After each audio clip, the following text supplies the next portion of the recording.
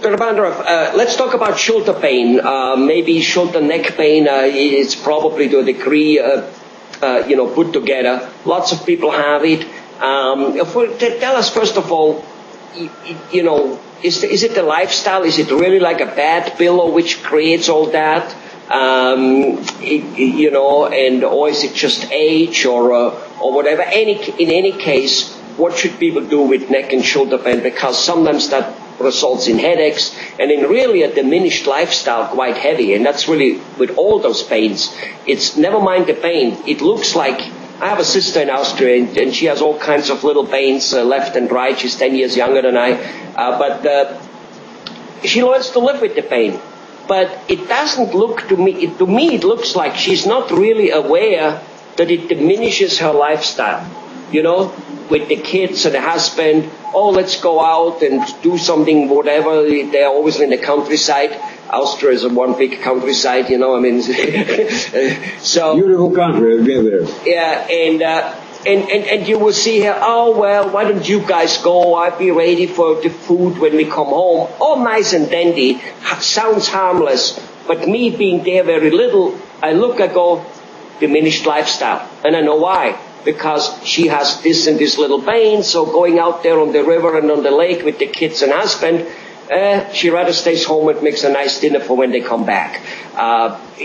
Tell me about it. What can be done? I wish I could tell you exactly that shoulder pain comes from the one source and one cause. If I could do that, I would get the Nobel Prize and probably wouldn't have to work anymore. Unfortunately, the shoulder, and I'm glad you mentioned it together with the cervical spine, because yes, it does go together. It's a problem that comes from so many sources. It's a multifactorial situation when pain may come from improper posture, from certain occupational patterns, especially nowadays when people sit with a computer all day long. It may come from physical activity.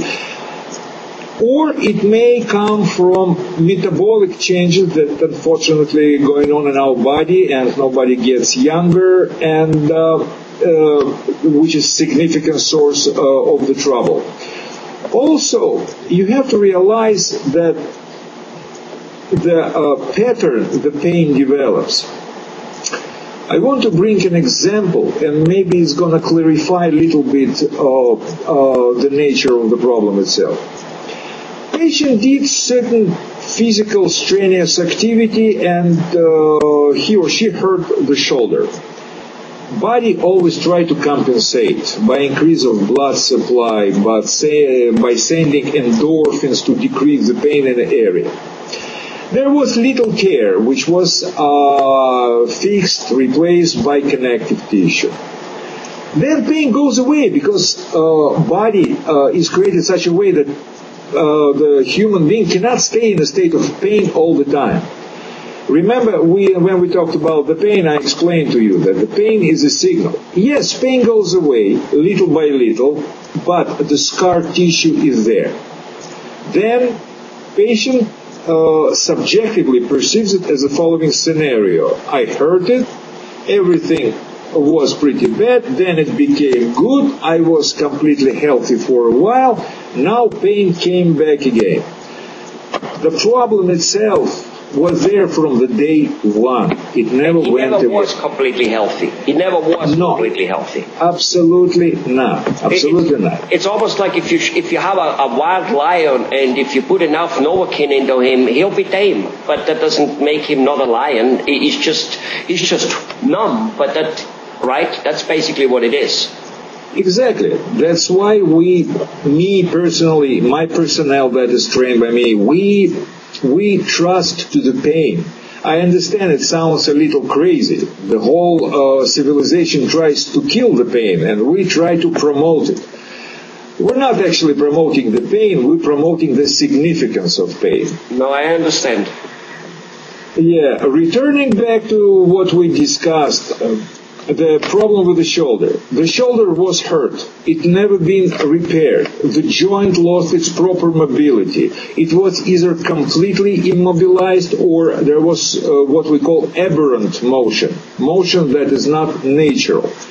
And little by little, you get in a state of break of compensation, if you know what I mean. So, subjectively, you feel it like pain came back. And believe me, if patient does not go to see a proper specialist, in certain period of time, with pain pills and all that, pain again will go away. Because body again will make an attempt to fight the situation, but in a certain period of time it is going to come back. So pain goes on, off. But the problem with the shoulder that we mentioned was there from the day one. It could happen 2 years ago, 3 years ago, and so forth. So when you're talking about your relative, maybe she hurt her shoulder, let's say 5 years ago. And if you ask her, she will most probably answer to you that, yes, you know, Helmut, over these years, from time to time, I did experience pain in my shoulder, but it was temporary, not so bad. But lately, oh my God, it became almost permanent, and there's nothing I can do with it, and I don't really know what to do anymore. That's it. What it means that the problem became so bad that body cannot compensate it anymore. And now it's time to look for help.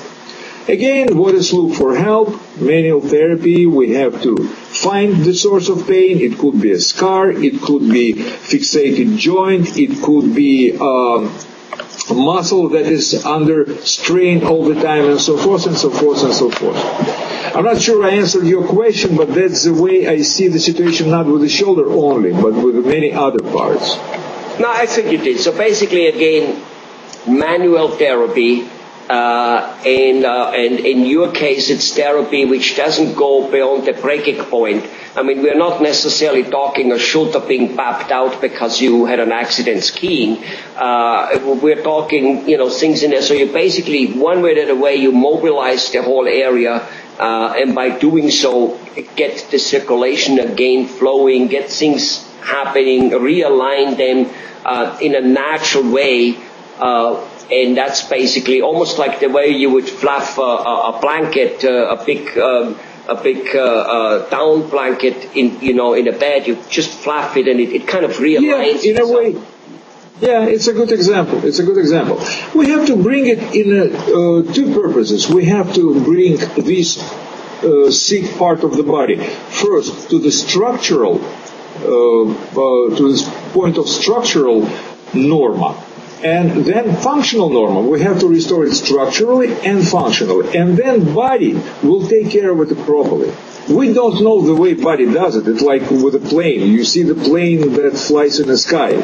And you really don't know what's going on with the plane, with all this aerodynamics and all that stuff. But it flies. The same with the body. If structurally and functionally the organ is restored or at least improved significantly, God knows how it happens, but body has absolutely tremendous intelligence and ability to heal it properly. But it needs help. Exactly. Body needs help to start restoration process. And Dr. Bondarev, I assume, because we talked in another video where a person who is about to undergo surgery, within 3, 5, 6 visits, maybe 10 at the most, he'll not necessarily be cured, but he will see a major improvement. So again, I think with any other normal pain, 3, 4, 5, 6 visits will actually show the person. Basically, he doesn't have to say, well, let me go undergo therapy with Dr. Bondarev for a year and then I see whether it works. That's not going to happen, right? Absolutely. This limited amount of visit will give you an idea whether you continue treatment or not. We're trying to stay here very professional and decent. If we see that patient is not responding properly, or we feel that the therapy provided is not even potentially would be beneficial for patient, we would rather let him go and get the appropriate treatment somewhere else, rather than you will tell me the word what to do with him, misleading, or you know the analogy. You're right. That comes to my mind. Well, that's that's what people are, not just with doctors, unfortunately with doctors, because, medicine has improved tremendously over the last 20, 30 years, like everything else. Absolutely. And yet, unfortunately, patients run around and they trust the doctor about as much as they trust a car mechanic they don't know. And not that they trust him that he doesn't know how to fix certain things. They sometimes are not sure. Like they say, you give a carpenter a nail, he'll fix it. A carpenter will fix every problem with a nail and a hammer. Me, I come from the mechanical engineering area. I will fix everything with an iron rod and with a welding thing. Yeah, and patients are afraid to go to a person who puts them in a one track, and yet what they want is somebody, what they're looking for is kind of, look, my treatment in this case is not what you need. What you need is I suggest you to go to this and this doctor, and he might be then fixing, and basically, please be on your way. And once people realize that, then that's great. And if you right away at the beginning tell them, look, 3, 4, 5, 6 treatments, 10 at the most, you will 100% know, yes, I believe something will happen. At the very worst, I'm wrong after 5, 6, 7 treatments. But then people will probably feel very comfortable, because that's something they can risk. Many people, many professionals do not realize that cheating of the patient, let's say for a number of months before they realize that they got a bunch of nonsense, eventually lead to the destruction of the practice of this particular doctor. So, unfortunately, many practitioners do not realize it. There is no point to mislead or take advantage of the patient, because eventually it's going to be so bad for the practice that it's better to realize at the beginning. Especially young doctors. I believe in schools, unfortunately, now we're talking about philosophical categories, the ethics, professional ethics is not taught on appropriate level. Well, I consider myself... It's good that your treatment gets resolved quite fast, so it's easy to say, look, this is only going to take a couple, 2-3 weeks, and you will know. I believe it will happen, and in 2-3 weeks we both will know.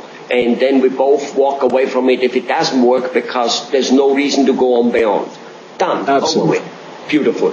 Thank you very much.